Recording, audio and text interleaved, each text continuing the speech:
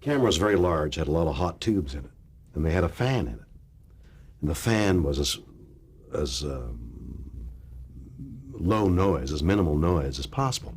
So it made a little whirring sound as it cooled the innards of the camera. For all that you might know, it was breathing.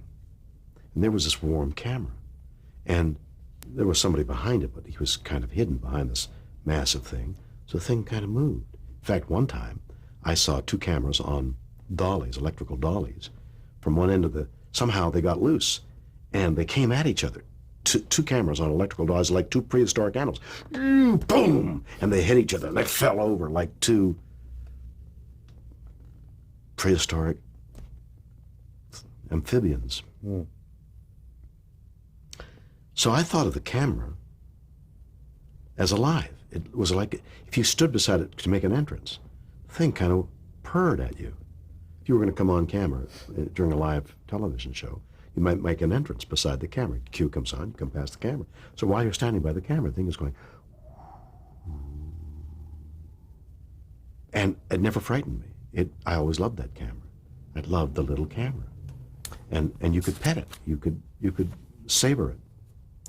Then its eye went on, little red eye. Mm-hmm.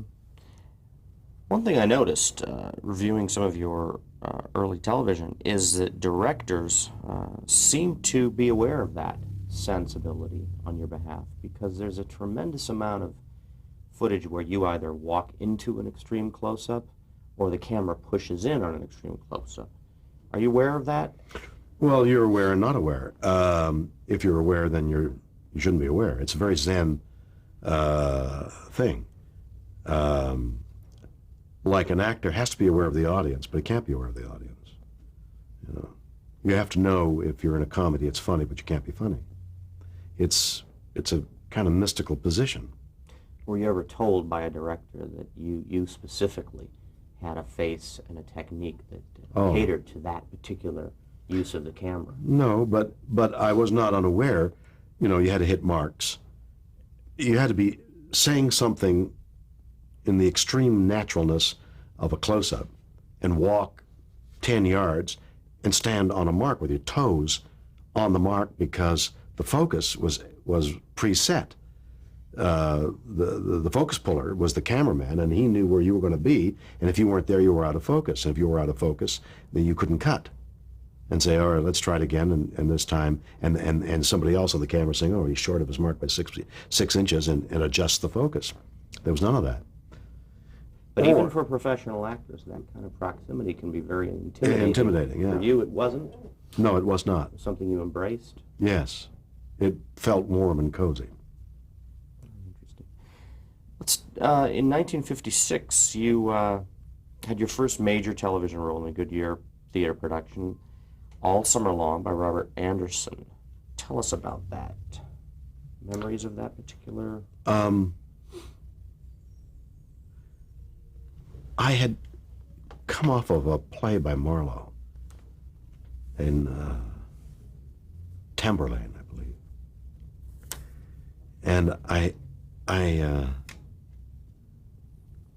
I played a part called, I think it was an amalgamation of several parts that Guthrie had done, and his name was Uzum Kasani, and I remember the name, and I remember very little about anything anywhere. But Uzum Kasani was the name in Marlowe's play. And Daniel Petrie he became a famous film director, but at that time he was a director in live television. And he cast me in a play that had been on Broadway that now was making its debut on television, in I guess a leading part or a major part. I think that was the play in which they said introducing. I think so. And ever since then, every time I saw Daniel, including today, he says, Uzum Kasane. This funny bond we have that goes back all those years. So that play and that part introduced me to the American television audience, And once you get that kind of debut, then doors open. And that's what happened. Tell me about working with some of the people in the golden age of television, such as Fred Coe, Raymond Massey. Well, Fred Coe was a great producer, and I saw very little of him. He was upstairs, and I was downstairs. And then when I did see him, he was surrounded by network and advertising people. They walked as a group. Now, I'm sure he walked singly when he didn't come into my presence, but when I saw him, they marched as a large group of people making unified decisions. Raymond Massey, tall, angular Canadian actor who had become famous in America, I performed with, and I always remember watching his mouth because he had these big, loose lips, and there was something very sensual about his big, loose lips. His son is around somewhere. Mm-hmm. You'd moved to the United States. Was there any problem with Canadian citizenship, getting an agent, anything like that? No, because we had come down, the Canadian company had come down to the United States to play at the Winter Gardens, this big play by Marlowe, Tamburlaine. And that was my intro to New York and New York theater people and New York television, and all television was in New York. So the hierarchy of people who hire you, that's an interesting word, the hierarchy, and the people who could write things for, or who were writing things and wanted you, the people who could employ you were all in New York. And I had been successful in a New York play. And I went back to Canada with the company, but when I came back down to the United States, I'd gotten my green card, which was not difficult to do in those days. And I had an agent based on the play, and I had this role. You also appeared in 2 omnibus teleplays. Do you remember those? What were the names? Karen? We'll come Don't back know. to those. Well, let's talk about working in live television. Obviously, there are distinct challenges to being in a live television broadcast that's lasting 90 minutes, 60 minutes. Describe some of the challenges, some of the triumphs that you had. Basil Rathbone had played Sherlock Holmes in movies and things. He was very famous for that in the era of the 40s and 50s, I think. Had come up to Canada to play the evil captain in Billy Budd. It was a lovely play. And I was playing Billy Budd. And he was like, New York actor, wow.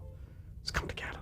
New York actor, Basil Rathbone. I saw him play in the movies I had gone to as a kid. I saw him play, What do you say, Mr. Watson? Wow, there's Basil Rathbone. Well, Basil was very nervous about being on live television.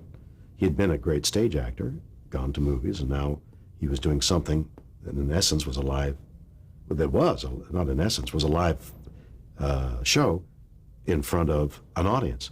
Only he said to me, I am not nervous. I said, why?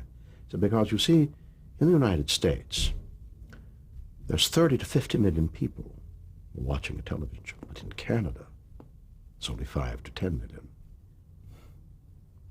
Whereupon, opening night, he stepped into a bucket and had this bucket on his foot. It was like a comedy routine, and he blew his lines, and he was destroyed from that moment on, and the Canadian actors all had to hang together to try not only to feed him his lines, but to take care of him, also get the bucket off his foot. That idea of playing in front of 5 to 10 million as against 30 to 50 million seemed to me to be absurd, because once you're in front of any kind of audience, you got the tensions of trying to entertain. And I do remember feeling a moment of self-consciousness. I was in a play with Lee Cobb, and I had seen Lee Cobb in Death of a Salesman that had won Pulitzer Prize. It was a great play in its time, and is still, of course. And Lee Cobb was the definitive American actor. And I was working with him in a live television show. And I had to walk from A to B, walk through several rooms while the camera followed me. And I remember as I was walking along in my idiotic, egotistical way, walking along, thinking, my God, 30 million, or at this time Basil Rathbone's words were ringing in my head, 30 to 50 million people walking, and suddenly the arm gets a little tense and the legs get a little stiff. And I told this to Lee Cobb, and he laughed as well. We became great friends, Lee Cobb. That's the one and only time you froze up, or Yeah, close I to did. Yeah, there was a moment of. I probably isn't the only time, but I mean, A moment of I awareness. remember of being aware of, wow, this is a lot larger than walking across the stage. Otherwise, for you, the experience of live television was, as you described, Zen-like? I mean, Yeah, it was doing a play, and I had done the plays, so it was. There was obviously you're nervous. You're full of nervous energy, but not tight. In fact, loose, so that it comes out with the most focus of any of the performances. Most of the time, you lose it sometimes. how did you prepare for those roles? Well, by the way I prepared for doing the plays that I did. You had to learn. The thing you needed to be secure in were your words. You needed to know your words and know that nothing could blow that.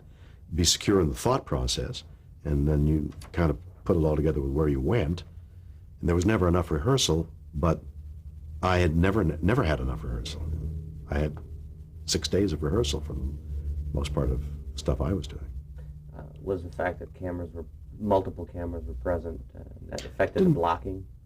Was that more difficult in some ways? No, not for the actor, because you focused on what you had to do. Don't go there, go there. Okay, I go there, and then that becomes home base, and that doesn't. You know, I mean, you're aware and not aware of cameras.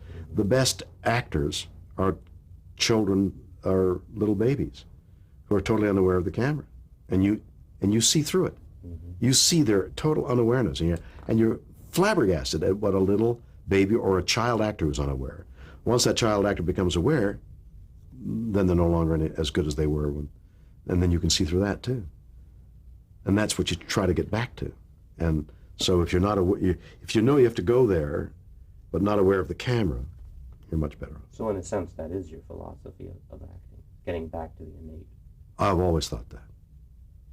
Watch the little baby, or the 3 or 4 or 5-year-old kid who does a line. Just recently I had a commercial thing. They had some children actors, and I was watching, and the child had to say, "Can I have an ice cream, mister?" Or something like, "Can I have an ice cream, mister?" And the kid just say, "Can I have an ice cream, mister?" There was no guile. Has it ever become a problem? Have you ever experienced roles where you felt self-consciousness? Oh, sure, because then as you get older, you think, all right, now if I lay this layer in, or this meaning, now you're becoming conscious. And then you got to lose that consciousness while you get, it's very complex. During early television, there wasn't really much time for that, was there? Or else I didn't think of that. As you get older, you think, well, that has 2 meanings. Maybe I can get both in. Mm-hmm. Talk about The Defender in 1957, your role in The Defender. Well, Studio One, Bellamy. yeah, Studio One was the television drama of its time. It won all kinds of awards out of New York, all New York actors. I was in New York. The best people in New York wanted to be on those shows, and I wanted to be on those shows, and I was there with some frequency, and along came this wonderful play with Ralph Bellamy, written by Reggie Rose, was it? And who was the television playwright of his time. And it was just a major success in live television. And Ralph Bellamy, who had been a popular film actor, but had been before that a terrific stage actor, was in his element. And I loved it. I loved it. And then there were all those people all around it whose names became hallmarks. Largely a courtroom drama. All courtroom drama. I think which all. you've been involved in one other, which we'll discuss, the Andersonville trial later. That particular role was a pilot. That particular episode was a pilot. Well, it really wasn't. It wasn't. No, it wasn't until later when they said, oh, there's this thing called a pilot, and there's a series, and you would be the young lawyer and Ralph would be the older lawyer, and it would be called The Defenders. And I said, oh, well, I didn't know that was what you had in mind. And I remember all the people, the agents, the producers, all wanted me to do it. And I kept thinking, wow, serious actors don't do that. That was a couple of years before serious actors did do that. And who took that role subsequently? I think they did it with E.G. Marshall and Robert Reed. Very good. I want to ask you a quick question about The Defender. There's a particularly unique relationship between the father and son there. Son is interested in utilizing a certain ploy to help Steve McQueen's character, and the father basically suppresses that. Did you cull any emotions from your own life for that role? I don't remember, but I'm sure I did. Father-son relationships are particularly poignant to me. And Ralph Bellamy was a father figure, in a way.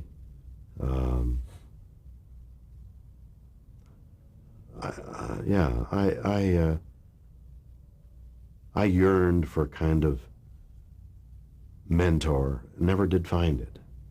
But, you know, you'd see an actor who was a little bit older than you and whom you admired, and there'd be a moment which would be very nice. What was it like working with Steve McQueen? He was a wild man, and he was wonderful. He was from a totally different background than I. We got along wonderfully. We were great pals in that moment before he went to Hollywood. But he was out of the school of Harum Scarum, and do it now and do it, and maybe those are the words, maybe those aren't. Maybe you can hear me, maybe you don't. But it was powerful, tremendously, and particularly suited to the close-up camera. How about Herb Brodkin? Well, Herb Brodkin was the renowned producer, and he too was I mean, I loved him. He was a great artist. He put on all those artistic things and would ask me to come back years later, time and again. You did a tremendous amount of television work in varied roles. Alfred Hitchcock Presents.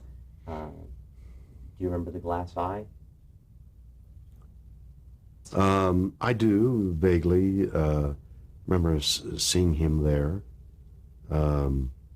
Very cool, very removed. You also did a moderately improvisational piece under Hitchcock's direction called Tactic. Don't remember that.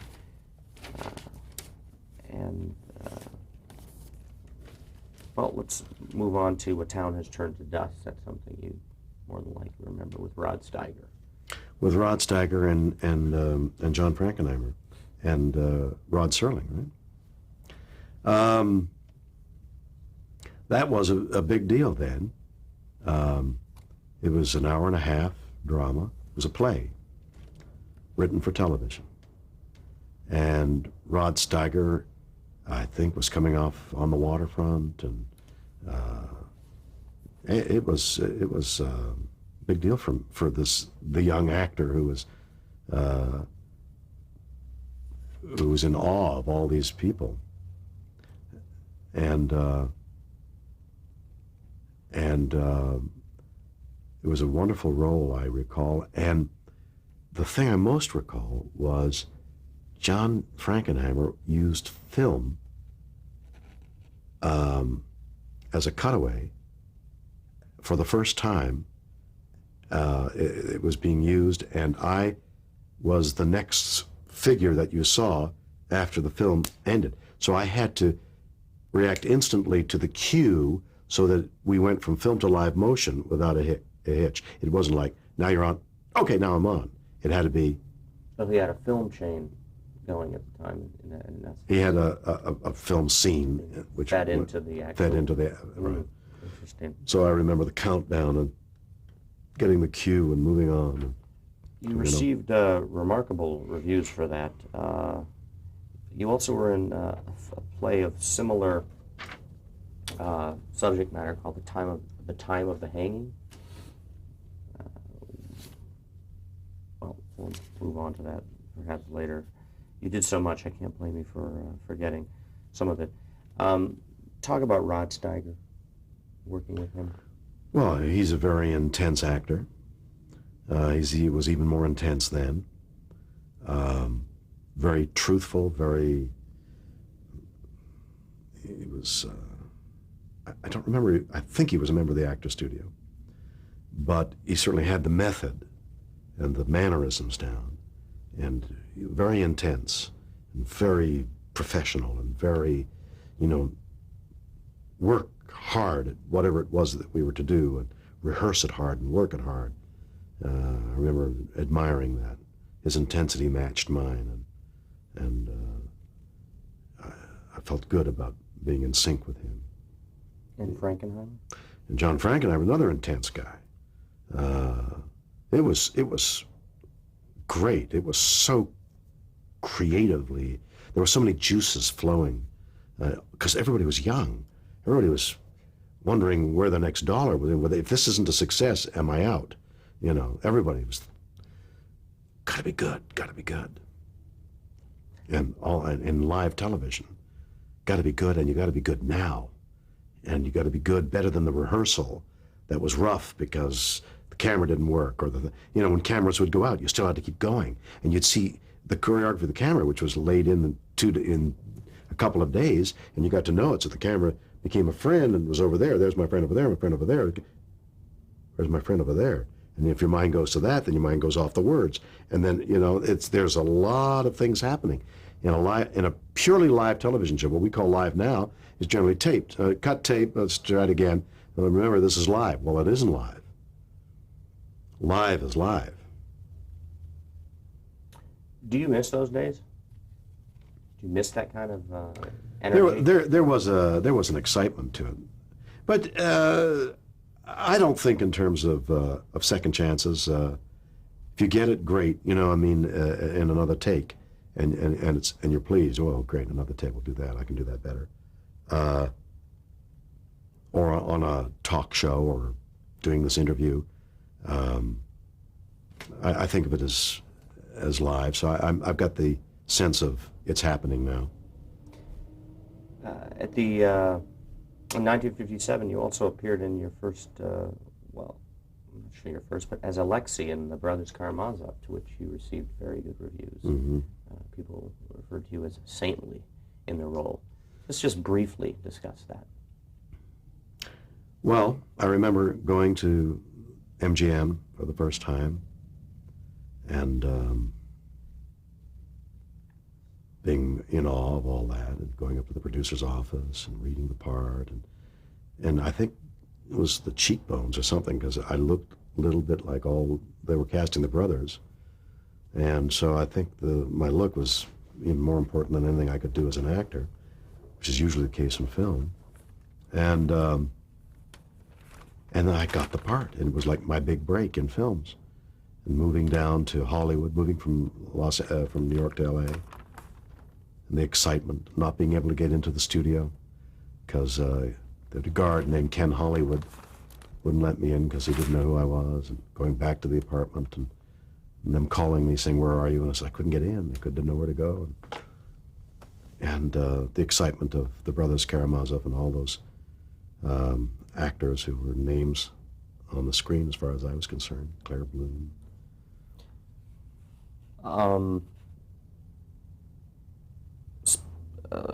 This was a Pandro Berman production. Any memories of your co-stars, Well, interactions with film? Yul Brynner, for instance? Yul Brynner, I became friends with everybody for many years to come from that day. And Yul Brynner, who was then went on to The King and I, and then to the film version of it. And then in his latter years, he had cancer, and he went back to tour in The King and I went to see him. And he was dying. I didn't know it at the time. He knew it, I think. You were also in The Indestructible Mr. Gore with E.G. Marshall?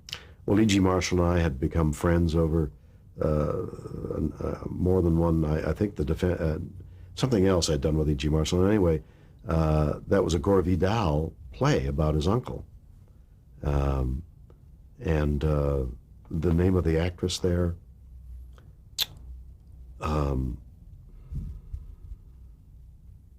Assisted by your wife and an older advisor. It's isn't there the name of the actress who was well known at the time? I think we can get it, but doesn't matter. Yeah. Anyway, she was beautiful.